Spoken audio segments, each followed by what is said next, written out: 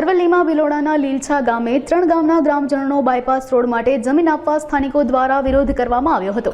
તેમજ બાયપાસ બનાવવાથી જમીનને નુકસાન થવાના ગ્રામજનો દ્વારા આક્ષેપો કરવામાં આવ્યા છે। આ દરમિયાન ત્રણેય ગામના લોકોએ સૂત્રોચ્ચાર કર્યા હતા। આ અંગે લોકોના વિરોધને લઈ પોલીસ દ્વારા ચુસ્ત બંદોબસ્ત હાથ ધરાયો હતો। 1 ડીવાયએસપી, 6 પીઆઈ અને 10 પીએસઆઈ ઉપસ્થિત રહ્યા હતા। 124 પોલીસ કર્મીઓનો બંદોબસ્ત સાથે જમીન સંપાદનની કામગીરી કરવામાં આવી હતી। આ ઉપરાંત સરકારી અમલદારો દ્વારા કામગીરી હાથ ધરાઈ છે।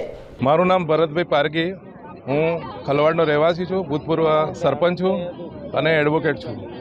અમે અમારા ખલવાડ, લીલછા અને મોહનપુર થઈને જે બાયપાસ રોડ 168G સરકારનો જે આવી રહ્યો છે એની સામે અમે સખ્ત વિરોધ નોંધાવેલો છે અને અમે મામલતદારશ્રી, કલેક્ટરશ્રી અને સરકારશ્રીમાં વારંવાર રજૂઆતો કરી છે।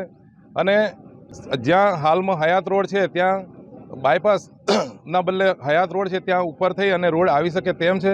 તેમ છતાં પણ સરકાર આદિવાસીઓની જમીન ગેરકાયદેસર રીતે હડપી લેવા માટેના પ્રયત્નો કરી રહેલ છે। ખરેખર એની સામે સખત અમને વિરોધ છે। અને બીજું કે આ વિસ્તાર 5મી અનુસૂચિત વિસ્તારમાં આવે છે। બંધારણમાં એના માટે સ્પેશિયલ જોગવાઈ કરવામાં આવી છે અને રૂઢિગત ગ્રામસભા જ્યાં સ્થાનિક લેવલે હયાત હોય ત્યાં એની મંજૂરી લેવાની હોય ત્યારે ગ્રામસભાની પણ મંજૂરી લેવામાં આવેલી નથી। તેવા સંજોગોમાં આ સરકાર વિકાસના નામે અમને આદિવાસીને વિસ્થાપન કરી રહી છે, તો અમને સખ્ત વિરોધ છે।